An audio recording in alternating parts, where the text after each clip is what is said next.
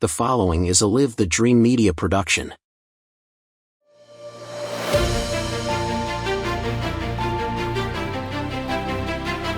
Hello and welcome to the Faith Family Schools podcast with your host Christopher DeSimone.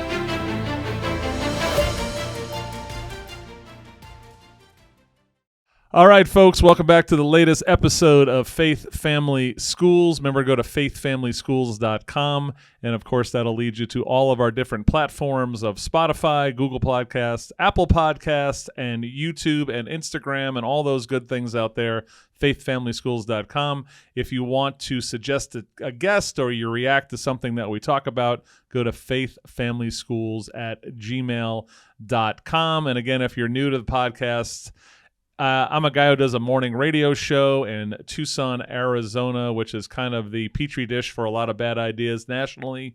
And I've learned over 14 years of radio and working on campaigns and candidates and propositions that these are all speed bumps as society keeps kind of devolving and heading downhill. And so America's road back, I believe, is fixing the decay in faith, family, and schools. We've done a lot of school academic freedom stuff. We had a great discussion with Chris Collins from Oro Valley Church of the Nazarene, who's a young pastor. Go check that out. And I am happy to have my friend and the pastor and Father Matt Lowry. He's up at the Newman Center at Northern Arizona University, which is in Northern Arizona, in Flagstaff. Welcome aboard, my friend. Thank you, Chris. Good to be here. For the rookies out there, what's a Newman Center? Newman Center is a Catholic center adjacent to a university where students of faith, Catholic students, can grow, receive sacraments, and engage in the conversation regarding truth in the university. I mean, Catholics helped start the university. They started the university process. That's and so true. We always want to stay in that conversation. And so how long have you been a priest? Been a priest about 16 years. And how long have you been at the Newman Center? 15 years. So would management at the Catholic Diocese of Phoenix consider that you've been there quite a lot longer than most cats in that position? Yeah. Most assignments are much shorter than that, but usually in a parish, you need to change the pastor because the people are the same. But Right. where I'm at, the people change, so maybe it's okay to have the same pastor. And Right. And it's worked out well with my relationships with the university administration that there's a level of trust and communication that really helps, I think, both sides. Absolutely. I think I've seen the effects of your presence in those relationships, and I know that pays off. So when did Father Matt first feel like he had the call? I was back after high school, and Okay. I was looking at college and the rest of my life, and the question switched from everyone asks you, what do you want to do when you grow up? What do you want to study in college? And I went on a retreat where the question changed. Instead, it was, what does God want you to do? And it was a different way of looking at it. I was like, that perhaps there's another perspective than my own.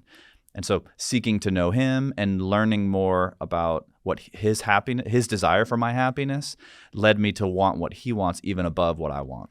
Were you super faithful religious Catholic up to that moment?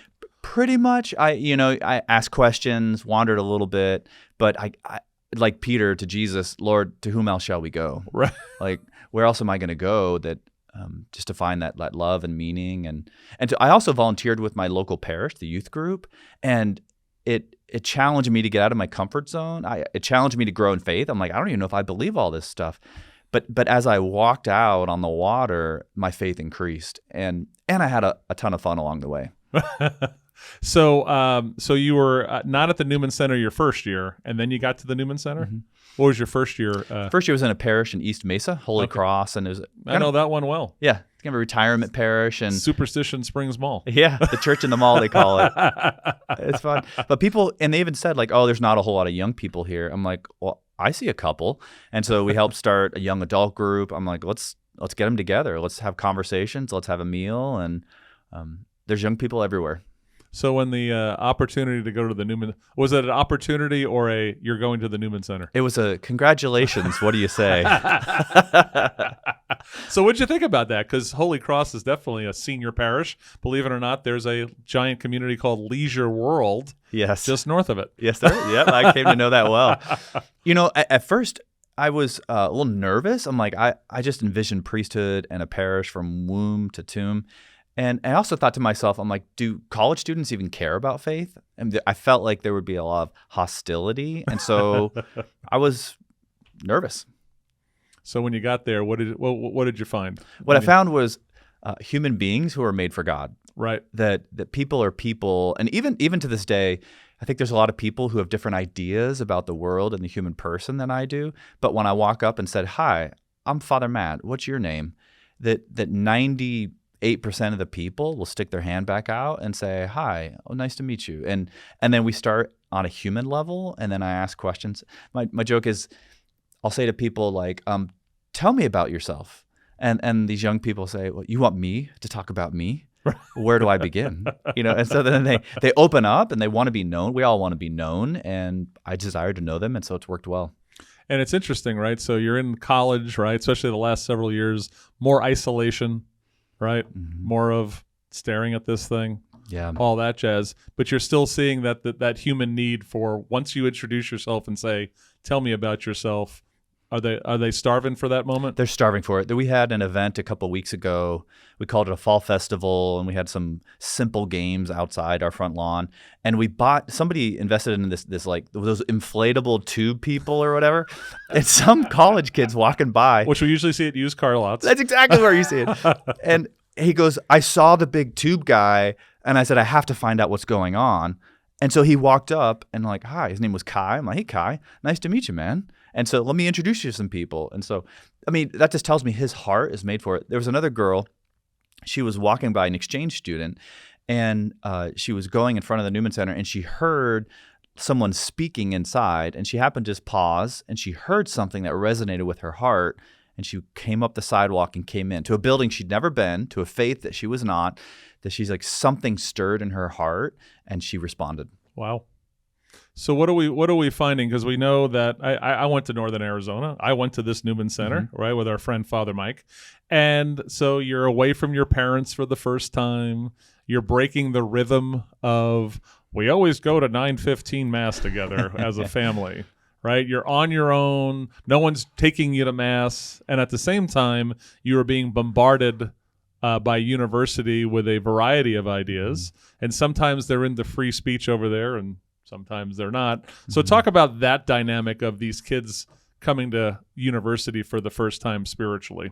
Well, I think most people are not looking for faith in college. There are a few, and no problem, they're going to find it. Yeah. But most of them are not. And so we try to make ourselves as obvious as possible, where they trip over me, so to speak, on campus and see me on social media and can't get away. And but what really helps us is inviting students. We had a young lady, freshman, and she was Catholic. Her roommate was not. Actually, the roommate's mother was Catholic, but the roommate was not. It was that freedom, like, I don't want to impose my values. And so she said to her roommate, she said, "Hey, do you want to come to this event? It's a back-to-school barbecue."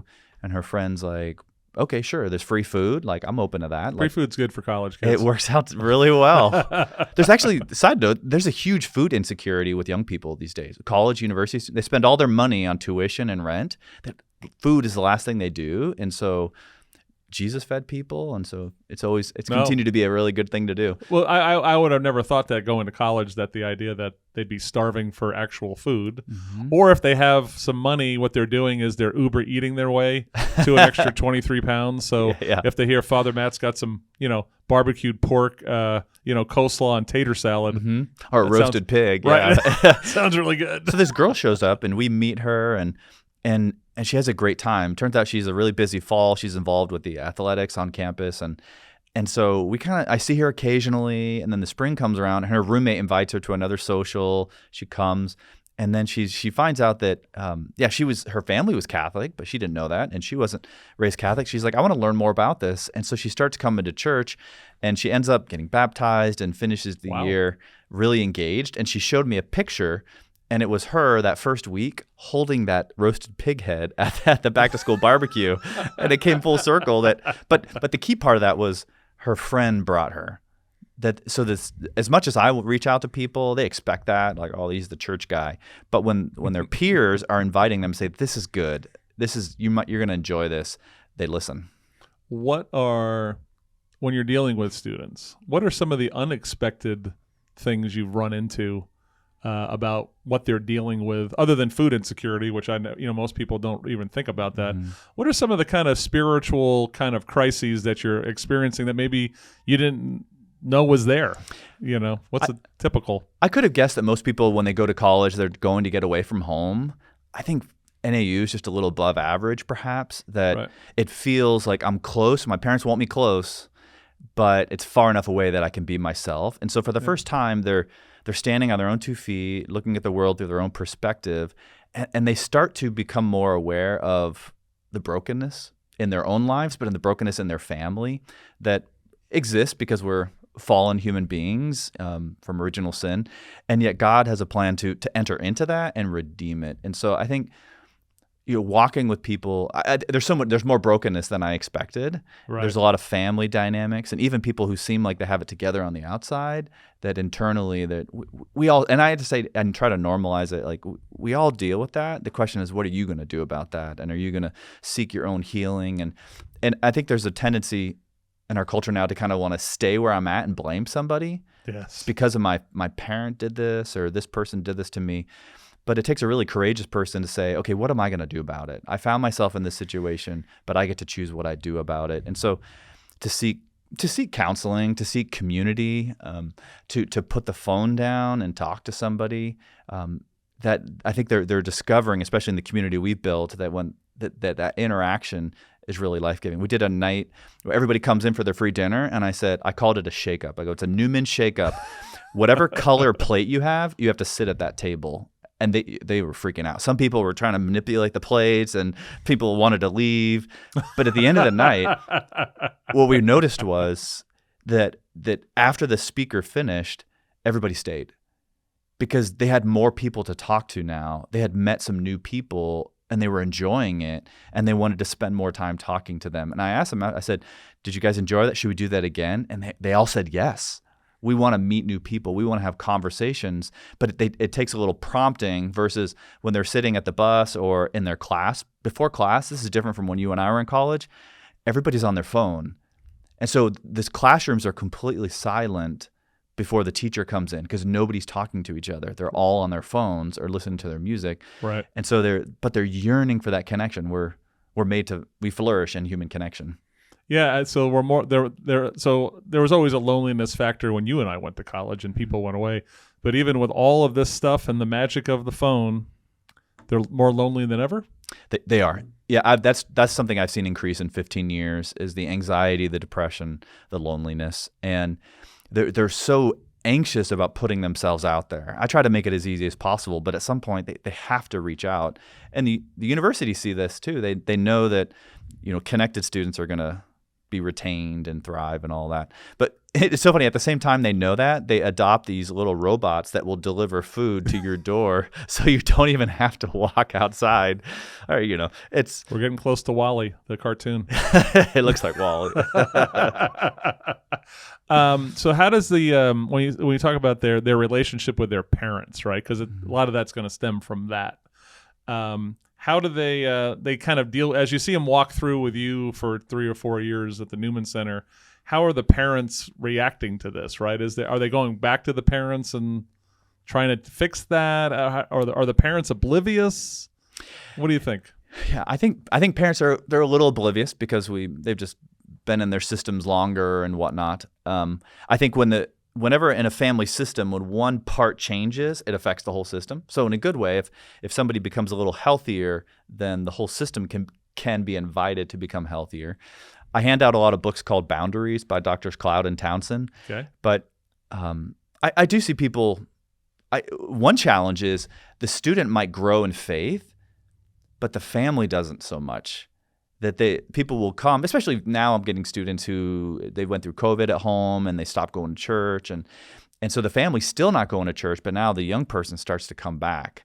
And so when they go home for the summer or the break, they're trying to invite their family to go back to Mass. And some of that really happens. That's good. There was a powerful story years ago. This mom came by with her daughter to the orientation table and she said, I hear the mom say, "Hey, honey, look, there's a Catholic table." And the daughter says, "Mom, I'm not sure I want to be Catholic anymore." And to which I reply, "That's okay." To which the mom replies to me, "No, it's not okay." I'm gonna write your bishop. Yeah, and they looked at me inquisitively, like just wondering, and I said, I just want you to know that we're here and you're always welcome.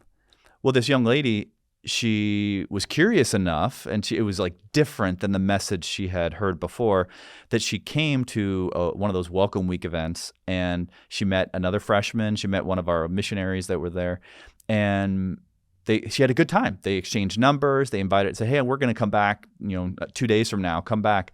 The girl ends up coming back, and then comes back again, and ends up reigniting her faith. She was a women and gender studies major on campus and continued to do that, but her faith grew at the same time.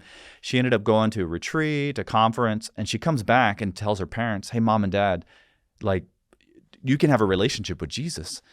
And her parents are like, "Yes, honey, we know." And she's like, "No, you don't understand. You can have a relationship with Jesus." She ends up leaving a book. She wants her dad to read this book, so she leaves it in the bathroom.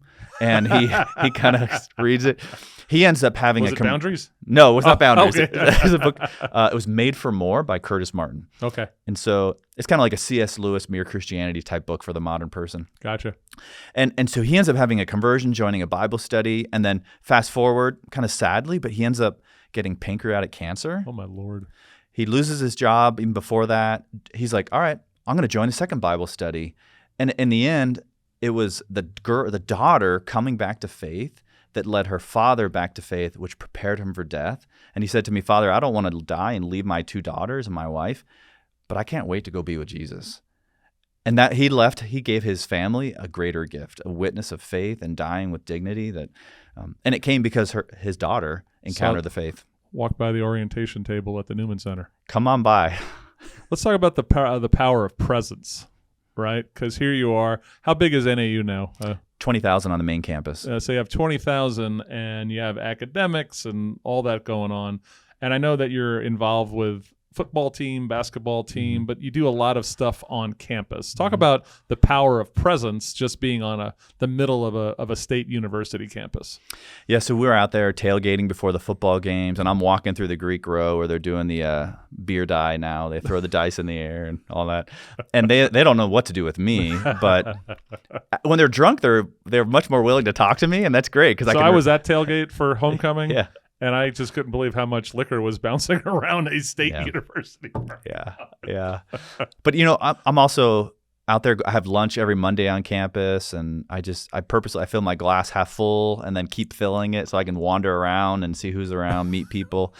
But I joined a 3-on-3 basketball team a couple weeks ago, and I walk into the gym, and I look around, and I recognize somebody on every single team. I was like, I know that guy's. I don't know his name, but I know him, and so I just start going around, and everyone knows that I'm the priest, even though I'm not wearing clerics at that time. But that's where those conversations happen. I was on the sideline of the football game, and one of the football players leaned over and said, "Father, what time's Mass on Sunday? It's been a while." And I was like, "Come on back, bro." And so it helps me realize, this model of opening the door and waiting for people to come, it's gone. That we are in a missionary time, an apostolic mission time, and so we have to go out and encounter people where they are. Let's talk about someone who has no Catholic connection, and you're sitting in the student union having your half-drink cup of coffee near the Chick-fil-A back there. Give me an example of someone not Catholic who's just seen you in the collar and walked up to you and just started talking to you. Well, I'll say it this: at graduation this past year, when I walked around, half the people I knew were not Catholic. Right. And it made me feel pretty good about, like, I've been visible, I've been present, I've been meeting people who aren't Catholic. This girl after Mass 2 weeks ago, she stopped, and I seen her twice recently, but not for a while before that. And she just said, "Father Matt, I just want you to know the power of your presence on campus." And I'm like, "Oh, okay, thank you." And she said, "No, you don't understand." She's like, "My freshman year, I brought my roommate to a social, and then you saw her like the next week on campus, and you called her by name and said, 'Hey, how are you?' To this day, she says, 'How's Father Matt doing? Did you see him? Tell him I said hi.'" Right. And it's the relationship is what leads to the relationship with God. And so it's been powerful. One day at the beginning of two years ago, I was walking by, and there's a new dean of students. We've had like 4 and 5 years, which is not a good sign. And so I'm like, I don't know who the dean of students is. And so I go and I'm like, hi, is the dean of students around? Which is, an administrator should never be available. They're always so busy, right? And then a few minutes later, she comes out. She's like, oh, she wants to say hi to you. And I'm like, oh. So I go into her office and she said, Father Matt, this is interesting. She goes, on Friday, I wrote a note, reach out to Father Matt, because I had a question about faith and I didn't know what to do about it. And now it's Monday and you're sitting here in my office. Wow. And I said, well, that's what I would call the Holy Spirit. She said, I would call that manifesting. I was like, oh, we don't need to talk about that. And to the modern world, faith and hope and Holy Spirit is now manifesting. If you think about it, you can make it happen, but it's not helping us. Correct. Let's talk about what are you learning from over this 14 years from the experience and the students? What have you, so, Father Matt of 14, 15 years ago to Father Matt from today, what have you learned? Yeah, I think it's the old adage is the more I've learned, the more I realize I don't know. But it makes me humble and curious about the person in front of me. I've had several transgender students come through the Newman Center, and people of the LGBTQ community, they feel welcome and accepted as they are there, even though we're very clear on, human sexuality and the unity of the person and all that kind of stuff. But there's something in them that's yearning for God, for truth, for peace that only Christ can give. And so it's interesting to talk to them just to learn, because I'm just curious. I'm like, I don't know what that's like. On the outside, it seems so obvious, but I'm curious about your experience. And to them, it's so clear in that, like, I am this way. This is who I am. And I'm like, wow. So it's just revealing. It's helping me to understand them. And I'm trying to ask God, ask them, like, how do I journey with this person and help them to find greater peace and unity and understanding of who they are? And so I honestly, at the end of the day, I'm left with more questions than answers. And I'm like, God, I don't understand. I'm just going to journey and accompany this person. And when that door opens, I'll be ready to help them in whatever way. But so I feel kind of helpless in giving you that answer, but that's kind of where I've come to is I don't know what the answer in our society too. You talk about we're, kind of heading down and the speed bumps, and it's like, yeah, I see that. And I'm like, the one lifeline is Christ, is God. Like, I don't know. And maybe he's allowing that because it gets our attention at times to reach for him. If you were, you could sit down with a mom and dad and the kid in their senior year of high school before they went to college, what would Father Matt what would be the Father Matt primer for going to college? Well, a couple things. One is, I would say when you visit a college, it's good to visit the Newman Center. Look around, and it doesn't have to be too strong, but like the parents can say to their son or daughter, hey, we're going to go by and take a look, and here's the church where you can go to mass or whatever. Right. And then like meet somebody, like call ahead, be like, hey, we're coming by it too, and then make sure there's a student there that like to make a connection. Yeah. I think when parents visit their child in college, it's like time it for like, hey, we're going to go to mass and then brunch afterwards or something. But then what I tell parents is relax, like take a breath, and give your child freedom. That it makes me think of the prodigal son story when he's like, I want to go take off and make some really bad decisions. And the father's like, okay. He welcomes him back, but he first lets him walk away. And I think parents who want to guide everything, like we're beyond the helicopter parents. We got the Zamboni parents who want to make it so smooth that there's no issues. But instead of giving them the tools and teaching them how to face the difficulties, that to say, you know what, you don't have to ever go to church ever again the rest of your life, and I'll never stop loving you. But I want your happiness, and so I want you to go. I want you to have a relationship with God because I think it's what's best for you, but you have to choose that. Yep. And I think it kind of twists the circuits a little bit because most students are like, oh, my parents just tell me what to do all the time. But instead, they're respecting my freedom. And then also having conversations where the parents ask the child and say, well, what do you think about that? And not like try to convince them, be like, but what makes you say that? What makes you think you're right? Well, what about this situation? Okay. And to recognize that as parents, it's not about winning every conversation. It's about, maintaining the relationship over the series of battles. That if we can keep the relationship, that we can have really honest conversations and disagree and keep the respect, that long-term is so much healthier.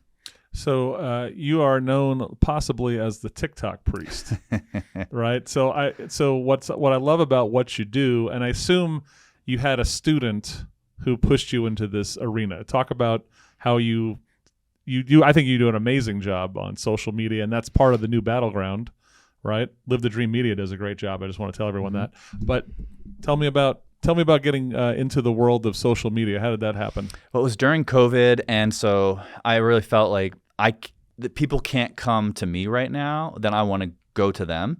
And so I had a student and a staff member, and they said, "Hey, Father, we're going to film this little video. Here's what we need you to do." And it was silly. It's one of those where you jump in the air wearing one thing or being in one place, and then when you land, you're in a different place. Right. And so we were trying to communicate a message that we were moving locations, and so we did it, and people kind of liked it. A little bit of response, like, "Oh, okay." So usually it's young ladies.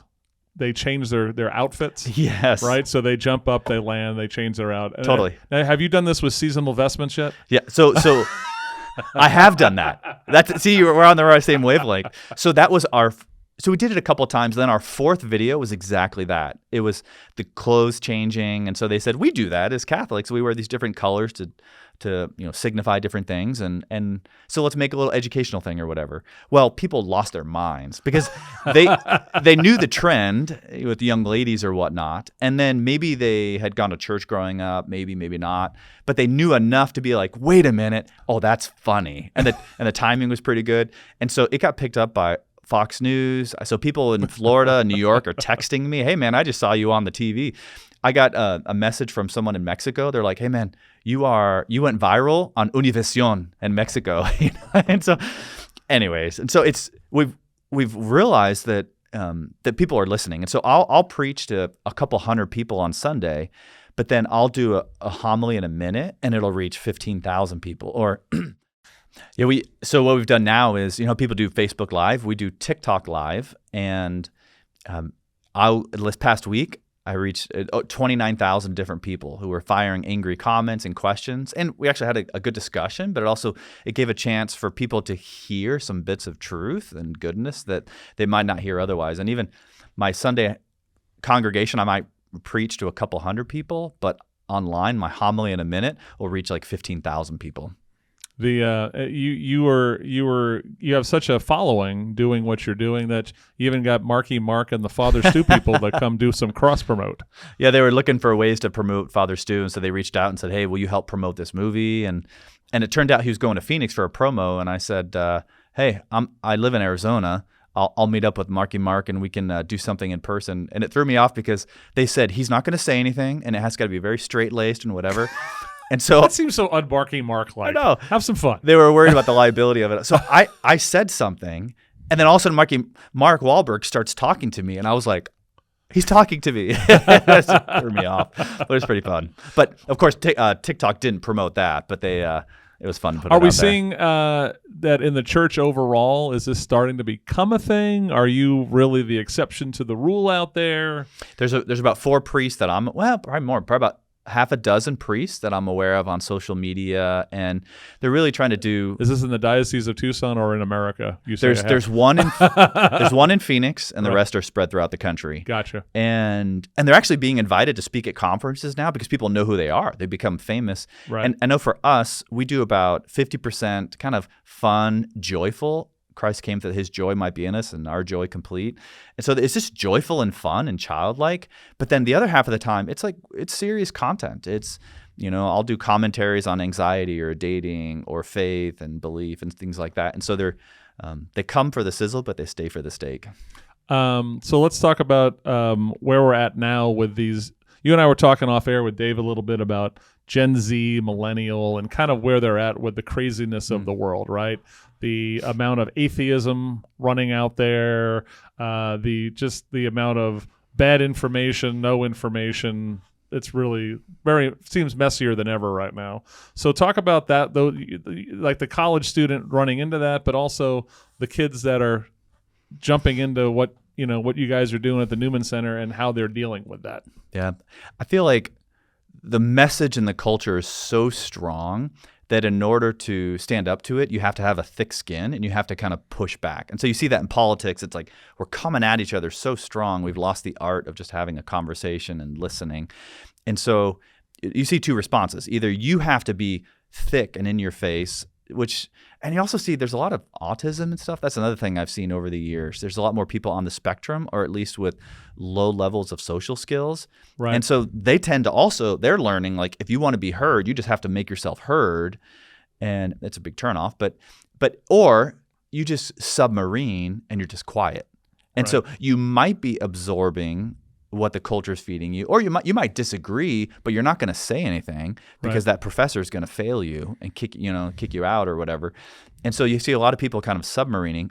But when they see other people speaking out, they have more courage to speak out. We had a speaker come on campus a few weeks ago. She works with Students for Life, and she had a team where they had a microphone and they wanted to engage people on the topic of abortion. And I think that's what needs to happen, because that's when people... Is that the Newman Center or on campus? On campus. Okay. Yeah, it kind of was independent of the Newman Center. Right. And we have to engage with people, because that's how minds change. And that's where parents, earlier I said, that's where it can come in, of like drawing out what they believe and why. That's how their mind is going to be changed, not because they received a lecture from their parents. And so she was out there engaging people, and at first the students were so apathetic. They're like, just ignore it. If you don't like it, just ignore it. Just mute them, silence them, whatever. And so then they started being more provocative in their statements. They're like, she's going to take away your abortion access. And so that got their attention. But then she could have a dialogue with them. And this one girl was walking around the back, and she was just talking to people. She's like, hey, what do you think about this? And she's this nice girl, sophomore. And people are like, well, I don't know. And they started saying, well, I think this. And she's like, why do you think that? Well, what about this? Well, what do you think? What is abortion? When does life begin? What rights does a unborn life have? And by the end, the person's like, wow, you make a lot of sense. And actually, no one's ever listened to me from the other side. And so these students are learning how to engage people. A couple of days later, apparently there was a pro-choice march down to City Hall. And so I just saw these 4 students leave the Newman Center with these signs. I'm like, I don't know where they're going, but they have signs. And apparently there were 5 pro-choice people on one side of the street, and there were 4 pro-life people on the other side. The pro-life people were in the light, in the sun, and so people could actually see when they were driving. It was family weekend, so all these families come by with like strollers and kids. And so all these pro-choice people are watching all these families interact with these students, and all the people support them driving by. And I think it was just the students said, we just want to let them know that we're here, that's not the only opinion on campus, because otherwise that's all we ever hear. Correct. Let's talk about, it's coming back to me now. I had a great question. It's not my great question in my brain. Are the students from certain parts of being in the university life feel like their faith is attacked? Absolutely. Okay. Yeah, if there was one student who told me that in their classroom, the teacher said it was the Planned Parenthood, whether we fund them or not. They're like, if you think Planned Parenthood helps poor women to receive resources and that they would never get otherwise, stand on this side of the room. And if you're closed-minded and you don't want to help poor people, then stand on this side of the room and you're anti-Planned Parenthood. And so there was just 2 girls from the Newman Center, like against the whole class. So the teacher set up a situation that became hostile to the students. And so that happens a fair amount. Yep. And that's just got to stay strong. And there was one girl that she pushed back, where she came and talked to me, and she's like, Father Matt, I had enough. And I'm like, what do you mean? The teacher was going around the first day of class, which is what they do on college campuses now, and they say, everybody say your name and say your pronouns. And when they got to her, she's like, I'm not going to do that. and the teacher didn't know what to do with that. And I'm like, and then what happened? She's like, she gave up and moved on. And afterwards, other students came up to her and they said, thank you for saying something. Right. And having the courage to do that. Yep. So let's talk about for the future, for the parents that are watching this, and hopefully some of those young college kids that are listening. What is your hope for the future as we see this next generation move through, of how they can be the change, as we're about faith, family, and schools. Yeah. Talk about that younger generation and what you're seeing that gives you hope for the next so many years. Yeah, it's almost like when it's so dark out, the light stands out a little more. Yeah. And so the people are seeing that this is not helpful, and so gravitate towards the light, find people, find community. So in person for sure, find your Newman Center, find a Christian community and then also look online for resources and support that help you to know, like to equip you, and they'll teach you how to further engage on your campus. So for you, when you see when you look at like measures of success as a guy who's a pastor of a Newman Center, what's the measures of success? You and Father Anthony are there now. What's that look like? What's a measure of success when you're at? For me, my ultimate measure of success is 5 years after graduation, people are not just keeping the faith, but they're sharing the faith in whatever community they're in, that they're active in their parishes and churches, that they're starting young adult groups, they're starting Bible studies, that they're just like education, right? You learn the most by teaching. And so we're trying to equip our young people to be able to lifelong Catholic Christians. And so even during college, trying to teach them to lead their own Bible study, to walk with somebody in discipleship, to mentor somebody. And so when we see that happening and we see people building and making their own community, that to us, that's success. That example is massive. Well, it's because in our culture today, this young people, like the millennials, everyone wants to be fed. Everyone's so passive. I pick up my phone and I'm entertained, and so I want to teach them how to create content, so to speak. I want to teach them how to be active in creating a world that they want to be in. It's my overused St. Francis quote, right? Preach the gospel at all times. When necessary, use words. Mm-hmm. You're living it, my friend. Praise God. Thank you. Before my last question for you is, you mentioned a couple of these different books out there that are helpful in these situations. Could you give me 2 to 4 of those? Again, you named a couple, but just so people are listening, kind of some resources they can search out there that you like. I really like Boundaries by Drs. Cloud and Townsend. Made for More is a good book by Curtis Martin. So talk about boundaries just real quick. What's the gist of it? Boundaries, I think of like so you come from a family where you're kind of in a family system, and then now all of a sudden you're living 4 feet away from somebody that you didn't know before in a dorm room, and then you're working with a small group and that person's not doing their work, and then the teacher gives you a hard time, and then you're in a dating relationship where there's enmeshment, and then you break up and don't know what to do, and then you go to work and there's difficult situations. So Boundaries is all about relationships and trying to navigate what is healthy. And just because I experienced it in my own life doesn't mean it's the right way to do it. Is it written in a Christian Catholic? It is. It's a Christian book. Okay. Drs. Cloud and Townsend, and Christian perspective. And I think of the image of a yard, like this is my yard, and Christ is the one who knocks at the door and wants to come in and have supper with us.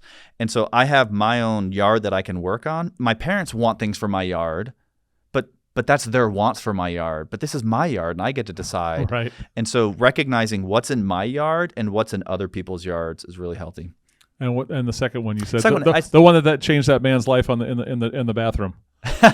yeah, that's right. Made for More by Curtis Martin. Okay. It's a lot like the C.S. Lewis book of Mere Christianity, but Mere Christianity can be a little more intellectual and philosophical. This one's supposed to be a little more approachable for people to kind of like, it makes sense that we need faith and that God exists and Christ is the answer. All right. So how do the folks out there follow you on social media after we just said you're a social media guy? Yeah. So Instagram is Catholic_Jacks, Jacks, because we're the lumberjacks in Flagstaff. Yep. And then TikTok is just Catholic Jacks, no underscore, Jacks. All right. Well, thanks for what you do. I appreciate what you do, and you made a difference in my daughter's life who went through the Newman Center there, and God bless you, man. Keep Praise up the God. great work. Thank you, Chris. All right, that's Father Matt Lowry. Is at the Newman Center, a Catholic Newman Center up in Flagstaff at Northern Arizona University. Check him out at Catholic Jacks at TikTok, and then Catholic_Jacks at the Instagram, as we say. If you like what you hear, I hate saying. I remember I say don't hit smash a like. We're not smashing anything. You could press like. That's nice. We like that. And remember, if you have any questions or guests that you want us to interview and talk to, go to faithfamilyschools@gmail.com. And then remember, recommend Faith Family Schools to all your friends out there. Let me do that again. faithfamilyschools@gmail.com. I'll say that right. And the website is faithfamilyschools.com. You guys have a great day. Thanks for watching and listening. And I hope we keep earning your faith in future episodes. Thank you.